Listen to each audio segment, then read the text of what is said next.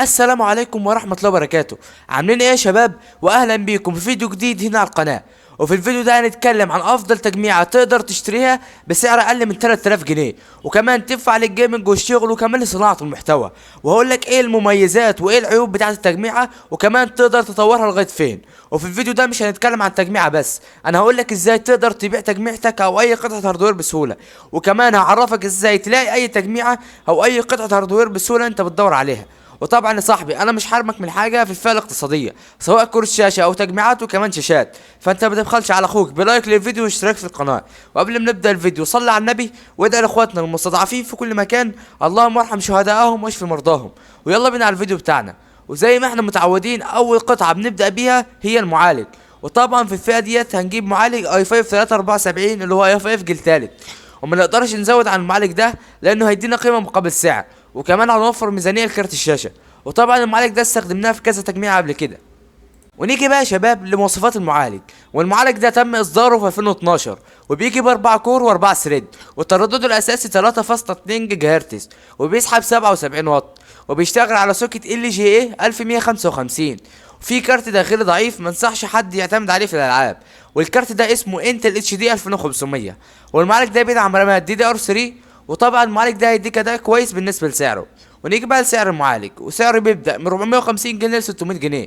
وكده نكون قلنا كل حاجة عن المعالج. نيجي بقى للبوردة اللي هنحط عليها المعالج. أفضل خيار اقتصادي للبوردة لقيته وهي البوردة الاتش 61، والبوردة ديت أفضل خيار اقتصادي نحط عليه المعالج.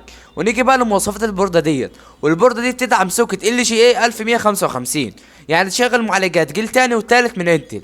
والبورده دي بتدعم سرعه 1333 ميجا هرتز، لكن لو جبت رامات بتردد 1600 ميجا هرتز هتشتغل عادي جدا، بس مش هتستفاد بالسرعه الكامله. ونيجي بقى لوصلات اليو اس بي والمنافذ اللي فيها. هحط لك صوره تبين لك كل حاجه في البورده، وطبعا مش كل البورد فيها الاتش دي ام اي. ونيجي بقى لسعر البورده، وسعرها في حدود 400 جنيه ل 600 جنيه. ونيجي بقى للرامات. هتجيب رامات 8 جيجا بسرعه 1333 او سرعه 1600. وطبعا الرامات قطعه سهله ومش محتاجه شرح كتير، ولو تعرف تزود وتجيب رامات 16 جيجا يكون افضل. ونيجي بقى لسعرها، وسعرها في حدود 300 جنيه ل 400 جنيه. وقبل ما ندخل على الكيسه والباور وكارت الشاشه وكمان اختبارات الالعاب، هقول لك دلوقتي يا صديقي لو انت بتدور على اي قطعه من قطع الهاردوير، سواء تجميعه او كروت شاشه او اي قطعه، او بقالك فتره عندك منتج وعرضته على جروبات كتير ومش راضي يتباع ومش عارف تعمل ايه او تعرض فين، حلك عندي يا صاحبي. في سيرفر ديسكورد جامد جدا تقدر تبيع عليه اي حاجه متعلقه بالهاردوير بسهوله، او لو عايز تشتري اي حاجه هتلاقي اللي انت عايزه هناك.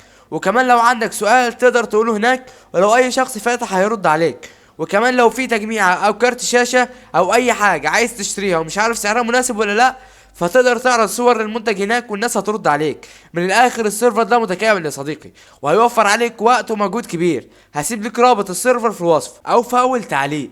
ونيجي بقى انك ازاي تستخدم السيرفر، ويلا بينا على الطريق. وطبعا يا صاحبي انت مش محتاج يكون عندك تطبيق ديسكورد عشان تخش على المنصه او السيرفر. انت تقدر تخش من على جوجل كروم عادي جدا من غير اي مشاكل. وانا قدامك اخش من على جوجل كروم وهسيب لك الرابط تحت، هتك كونتينيو تو ديسكورد. تمام، انت كده دخلت على المنصه يا صاحبي. طبعا ده السيرفر يا صاحبي، هو سيرفر اسمه كارتك جاهز. وطبعا دي الشروط لو انت حابب تقراها، وعشان تدخل للسيرفر لازم تضغط على علامه الصح ديت. وطبعا ديت الشانلات اللي عندك اللي تقدر تعرض بيها الكارت بتاعك او التجميعة بتاعتك او اي حاجة عايز تبيعها او تستفسر عنها. وطبعا دي قائمة لو عايز تعرض الكارت بتاعك. وطبعا زي ما انت شايف في ناس كتير عرض الكروت بتاعتها، وديت القائمة بتاعت تعرض التجميعة بتاعتك. لو عايز اي تجميعة او تعرض تجميعة تقدر تلاقيها هنا يا صاحبي زي ما انت شايف قدامك. ودي لو عايز تعرض اي قطعة هاردوير تانية سواء تجميعة او معالج او اي حاجة. ولو هنا لو عايز تبحث او تسأل عن اي حاجة يا صديقي. انت كده يا صديقي دخلت للسيرفر. انا دلوقتي اعلمك ازاي لو انت عايز تعرض كارتك او تعرض تجميعتك، او لو محتاج تسأل عن حاجة او محتاج حاجة تشتريها. يعني انت اول حاجة هتتك على علامة السلاش. تمام، هتظهر لك 3 خيارات. مثلا انت هتتك عرض دلوقتي. تمام، هتشوف هتعرض كارتك ولا تجميعتك ولا هتعرض منتج من منتجات الهاردوير. مثلا احنا هنعرضه الكارت بتاعنا. تمام، هتتك على عرض كارتك، وبعدها بتحط صورة للمنتج بتاعك. وطبعا يا صاحبي انت بعد ما بتحط صورة للكارت الشاشة بتاعك بتظهر لك قائمة مكتوب فيها اسم كارت الشاشة، بتحط فيها الكارت الشاشة اللي انت هتبيعه نوعه ايه، وحالة الكارت جديد او مستعمل، والفرام بتاع الكارت، الجيجات بتاعة الكارت، وبتحط سعر الكارت طبعا ومكانك فين.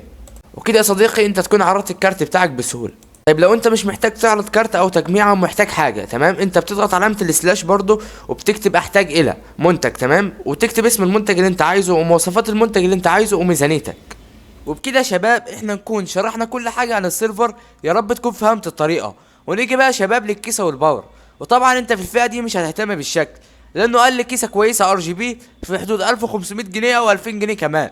فاحنا هنجيب اي كيسه عاديه نحط فيها التجميعه في حدود 300 جنيه، والباور هيكون 320 واط، هيكون كافي للكارت جدا، لانه الكارت اللي معانا النهارده مش بيحتاج اي وصلات خارجيه من الباور، وسحبه للطاقه قليل جدا. وسعر الباور في حدود 250 جنيه ل 300 جنيه. ونيجي بقى للتخزين، هتجيب هارد اتش دي دي 500 جيجا، هتحط عليه الداتا بتاعتك وكمان الويندوز. وفي المستقبل تبقى تجيب اس اس دي 128 جيجا للويندوز والبرامج الخفيفه. سعر الهارد ال 500 جيجا في حدود 300 جنيه. ونيجي بقى لكارت الشاشه، وهنجيب كارت شاشه جي تي 1030 دي دي ار 4. وانا بنبه يا شباب انه الكارت دي دي ار 4 مش دي دي ار 5، لانه يا شباب في فرق حوالي 500 جنيه بين النسخه دي دي ار 5 ونسخه الدي دي ار 4، واكيد في فرق في الاداء كمان. ونيجي بقى لمواصفات الكارت، والكارت ده تم اصداره في مارس 2018، وبيجي ب 2 جيجا في رام جي دي دي ار 4، وسحب الطاقه قليل جدا لانه بيسحب 20 واط بس. وطبعا عشان الاستهلاك قليل فهو بيجي بتبريد عادي جدا بمروحه بسيطه، وفي بعض النسخ بتيجي من غير مروحه كمان. والكارت ده فيه منفذين، منفذ ال اتش دي ام اي ومنفذ الدي في اي. وطبعا الكارت ده مش هيديك افضل اداء في الالعاب التقيله والحديثه، لكنه مناسب بالنسبه لسعره. ونيجي بقى لسعره، وسعره في حدود 1000 جنيه على عكس نسخه الدي دي ار 5 اللي سعرها بيوصل 1500 جنيه. ونيجي بقى للتطوير، اول تطوير انك تطور الرامات ل 16 جيجا رام.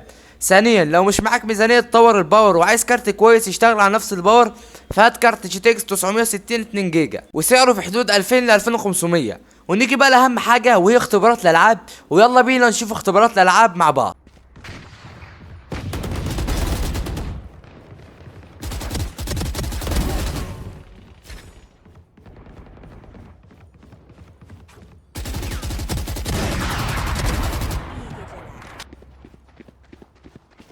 One kill remaining.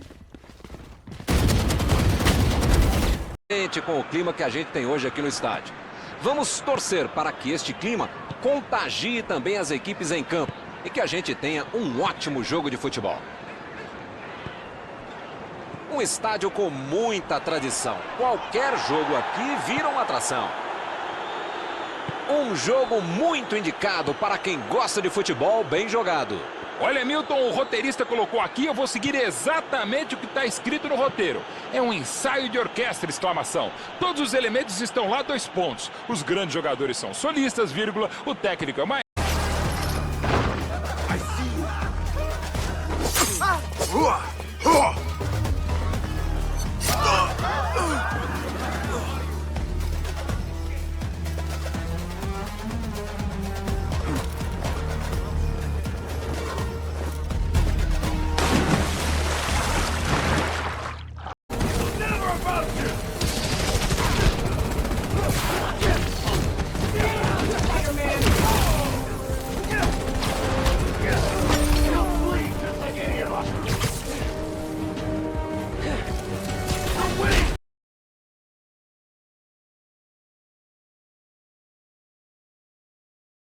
طبعا انت دلوقتي زي ما شفت اختيارات الالعاب، اكيد قررت هتشتري التجميع دي ولا لا.